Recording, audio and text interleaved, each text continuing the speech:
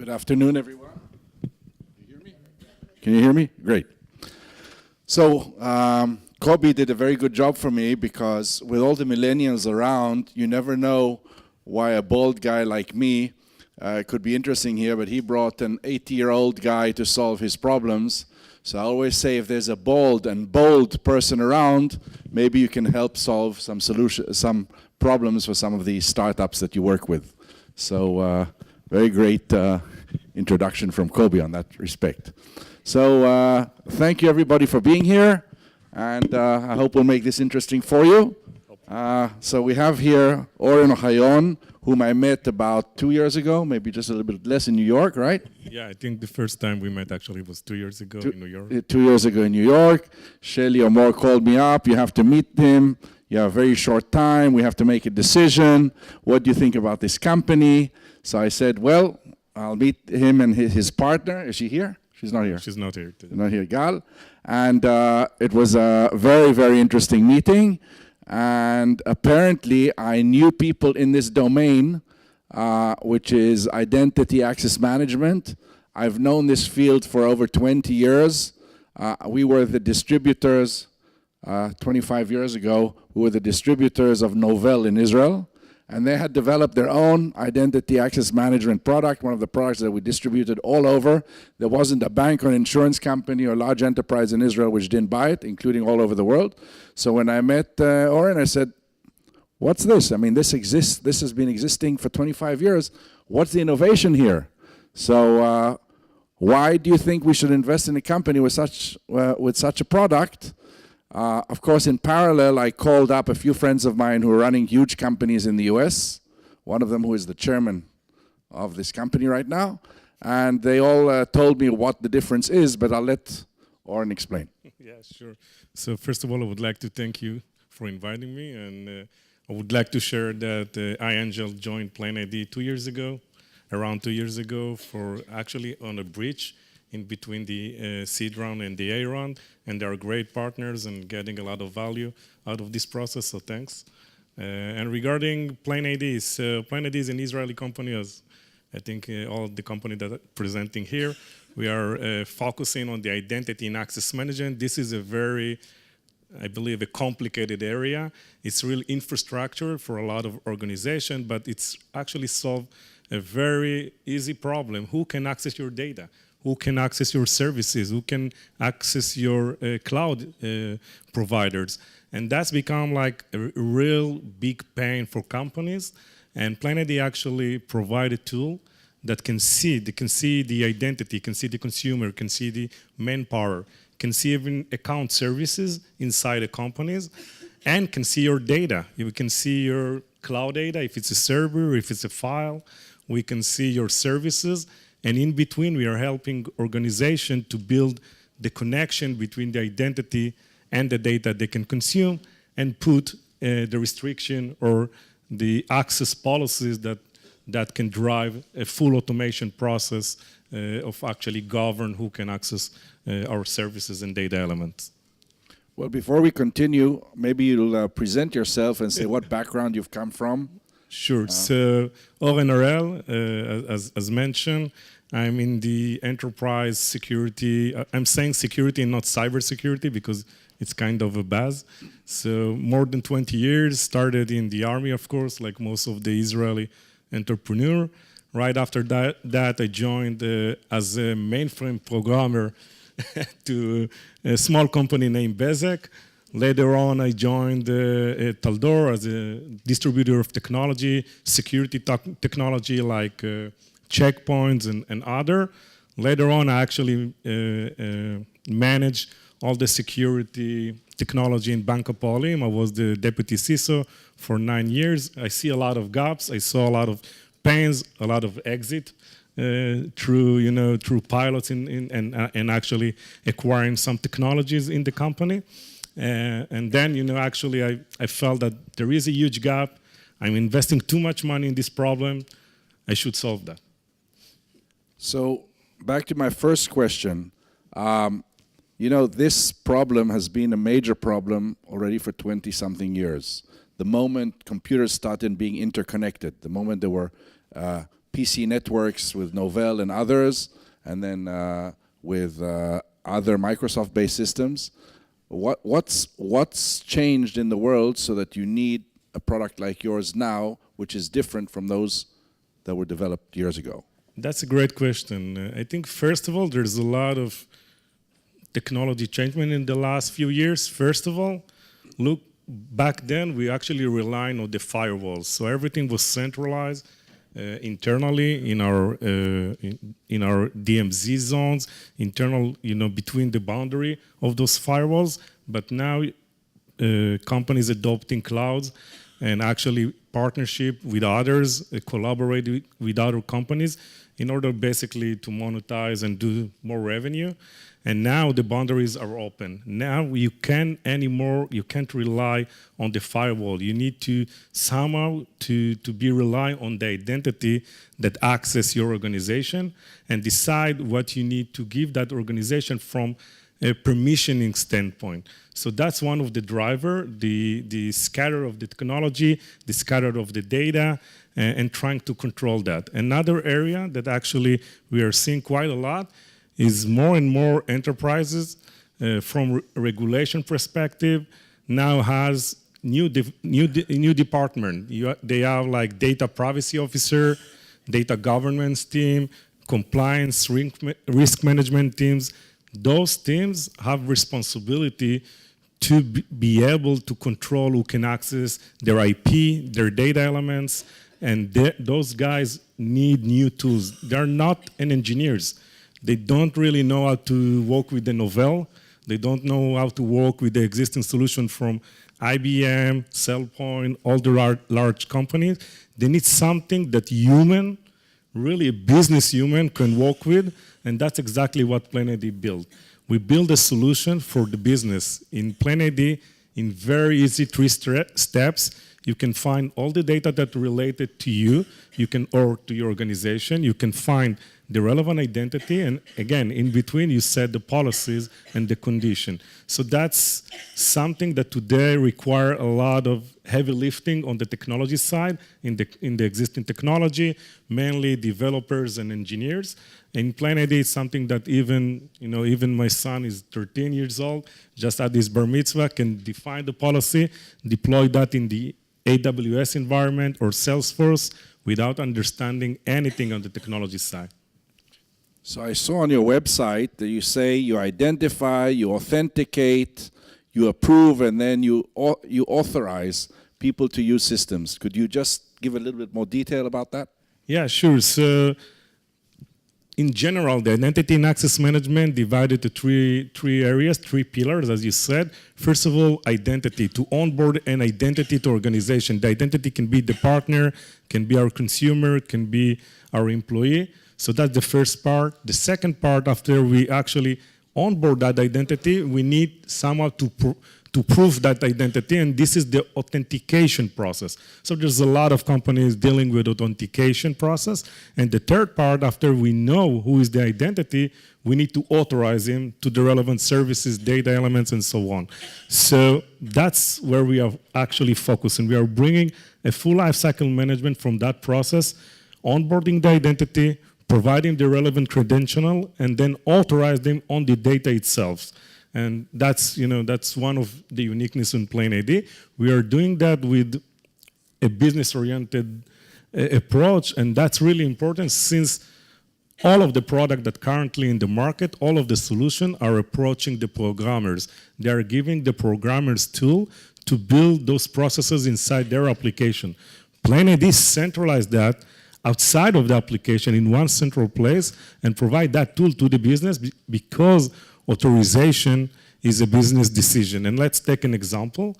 So if a branch manager of a bank decided to give his banker the ability to approve loan up to $1 million, this is not an authorization decision. This is a business decision. And he needs a tool to be able to actually build this policy and deploy this policy. Today, he needs to call a call center or the IT guy in order to build those processes inside the application. So PlainID eliminates that process and provide the visibility and the tool to the business owners. About a year and something ago, I was called, please come to the iAngels office rapidly because the CIO of the World Bank is coming to Israel with a team of 6 or 7 people, and they want to meet you, and they want to know what PlainID is all about and whether they can rely on PlainID for the long term and not for the short term. So can you tell me what happened with the World Bank?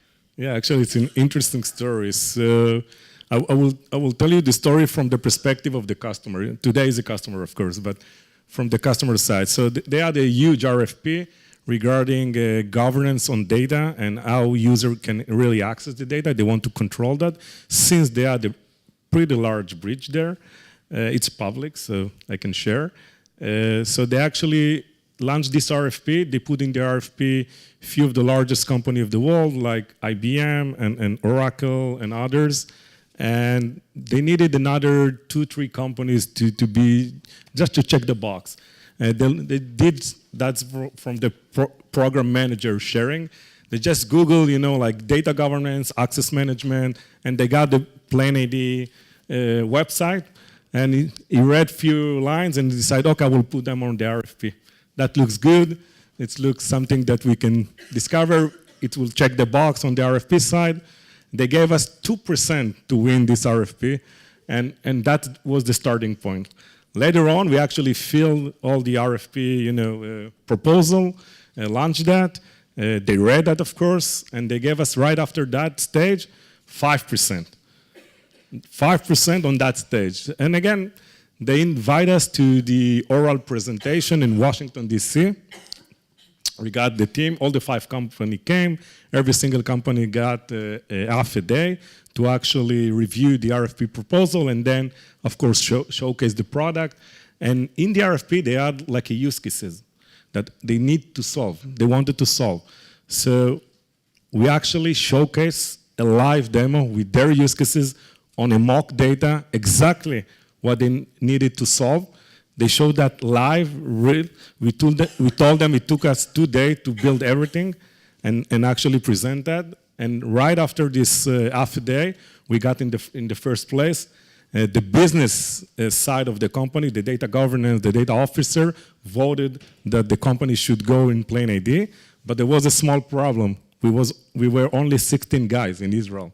That's all the company was. So it was really small company, very large enterprise, 200 branches all over the world, funding a lot of projects. It's a company that actually is a subsidiary of the United Nations, so pretty large, as you can imagine. And they decided to come to Israel and visit our headquarters. But our headquarters was a small apartment in the Hashmal Street. It's like you don't want to visit there, really. So fast forward, we actually rented a very nice office for a week. We called the iAngel team and tell them, guys, you need to meet with them. I don't know what to do with them a week. They're coming for a week. So yeah, that was the story, and finally we got a very, very large deal out of that, and the deal actually doubled in the last few months. So really encouraging, and right after that we got a great reference, and companies like Freddie Mac and some hedge fund joined them almost immediately right after this signing, and that's the story.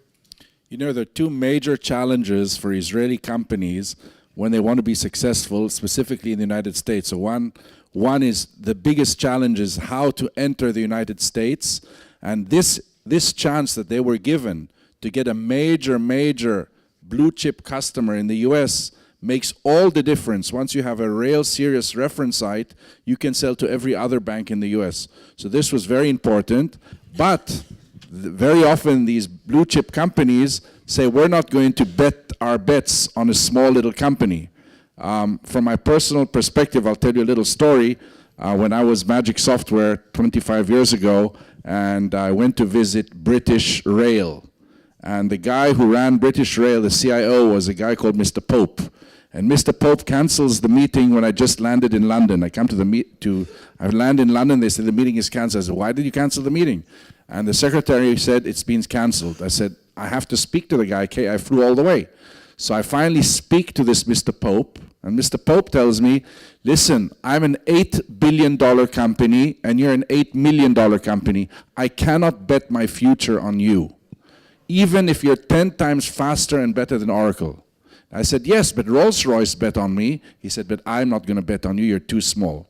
So in this specific case, this was great because this CIO woman comes with her whole team and says, David, my only problem now left is to see whether I can bet on this company.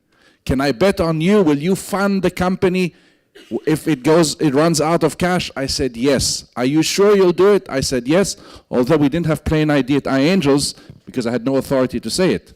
But I said, yes. And she said, okay, we'll take that seriously. And then eventually they bought. Yeah, that was a great strategy, Yeah. actually. So tell me a little bit about what's happening right now. I hear you signed a fantastic OEM or a strategic contract with SAP. Tell us a little bit about that. Yeah, that's actually pretty new. It's not announced yet, but it will in 2 weeks from now. So basically, you're all familiar with SAP. They have like 5 different cloud infrastructure they're serving their customers. One of them is the customer data cloud. So basically provided a very fluent process of bringing customers into the cloud and serving the right data. They looked for a niche solution, authorization, and access management solution that can really automate that process and provide a very easy tool to their user. They tried to build something themselves for the last 15 months. Apparently, it didn't work well.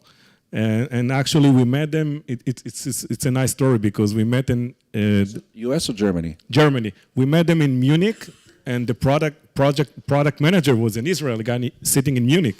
So that was like a very, very nice story to us. We showcased the product. Right after that, immediately they started a POC with us, with other, of course, with additional 2 companies. It's been like 6 months of a process, maybe 7. And finally, last month, we actually signed a pretty large OEM. PlainID going to be the policy management and access management for the main data cloud of SAP, and that's going to be launched in 2 weeks from now. We are totally excited. We just rent another office and renovate and put some people to support all that. And actually, I'm not sleeping a lot since then, but we will be ready for that launch and everything. It's a cloud service, I think very thin and easy to incorporate to their technology. And right now we are seeing other parts of the company actually approaching PlainID to do another OEM deals to another products and other cloud providers and so on, a cloud solution. So it's really exciting for us. Again, really small company, giant, a lot of processes. We need to prove ourselves. We need to manage the process in the right direction. They try to push us, in every single, term. I think we've been really strict with them. And we understand the value we are bringing, and it's not always easy, but it took some time, but it's done, and we're really excited about that. Yeah, great. What are your challenges in the US, and how are you encountering them? So I think the main challenge for companies on our size, we are about 45 people currently. It's the recruiting, the HR part, finding the right people in the right places that have the expertise that the customer or our engineers even can really rely on and feel comfortable with him, and someone that you can really send to a customer, to a partner, and actually get things done. I think that's the main, building a company. It's it's all about the people and finding the right people. This is the hardest task I'm seeing right now. The same goes by in Israel as well, of course. Finding talents in Israel, mainly on the technology side, become a really hurdle right now. There's a lot of company competing on the same talents. You need to sell vision. You need to sell the stock option. You need to sell a nice kitchen. There's a lot of things that you need to sell, but you are selling. Currently, I'm selling for every single talent, who we are, where we will be in 5 years from now, who are the teams, and why. why you should join us. And that's the main challenge. Other challenge is, like always working with enterprise, is the sales cycle. It's like 9 to 12. It's crazy. I think even sell a pen or a glass of water to an enterprise will take you the same amount of time. But that's those things. Whenever you got a better references, a better visibility in the market, a better awareness, I can probably get some shortcut around that. So where are you going to be 5 years from now then? Not hopefully. Actually, we are already one of the 3 leaders in the access management area by Gartner. I think we have a Gartner representative. Who are the others?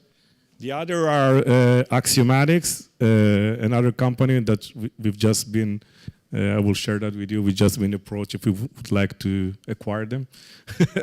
And another company out of the Silicon Valley named NextLab. Those companies are in the market for the last 10 years. From my perspective, we can really put apple to apple because their technology is pretty old, and PlainID is, we just launched our product 18 months ago, so we have a really, I think, technology edge, and technology mindset regarding approaching the business and winning those processes. I can share that in the last 12 months, we won 5 up to 6 processes that we actually compete with them, so I'm pretty confident on that. Regarding 5 years from now, so leading this area, building a new category. There isn't a category for authorization management. There is an identity management, there is an authentication category in all those analytic firms like Gartner, Forrester, and the other. Now PlainID is building the authorization category. It's hard, it's a lot of education, but it's getting there. So any questions from the audience here? If not, thank you very much. Thank you. There is. Sorry, there's a question? Yes, please. Yeah, actually I work for SAP, and but on the finance side, but we have experience working with SAP security.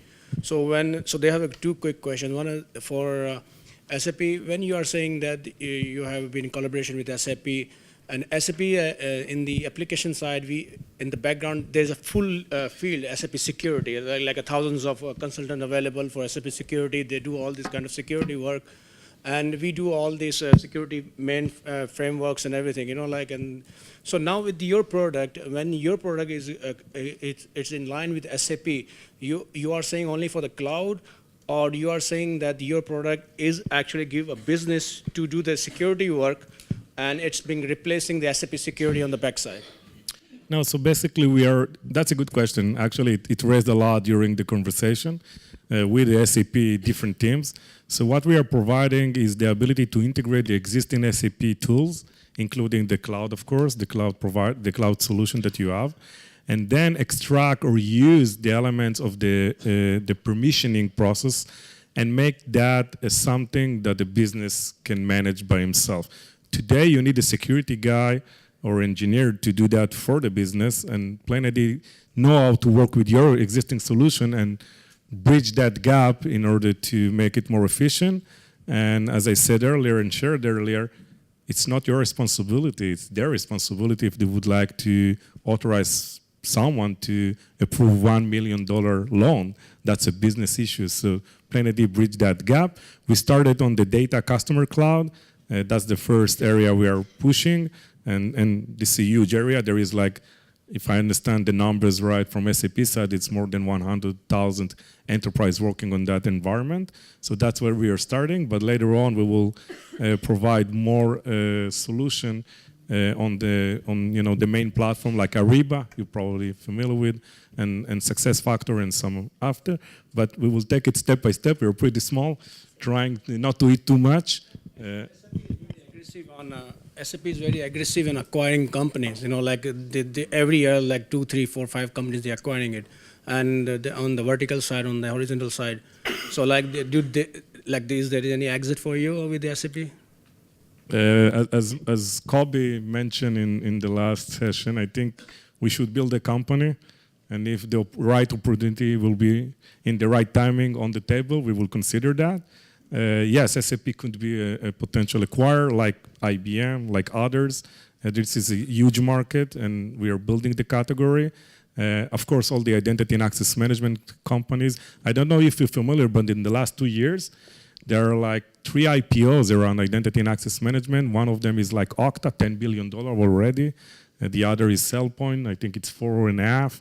And now there is FraudRock, the Ping Identity. So there is a tremendous shift in the identity. And the reason for that, as I said earlier, is because the firewall and all those networks are not anymore valid from the identity side. So yes, SAP is a potential, but currently we're focusing on building the company, building the team, executing. Later on, we can consider anything. And we have a good partner to advise us.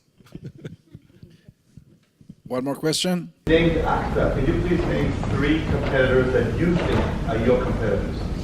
So yes, there are 2. First of all the existing, I will call it legacy identity and access management.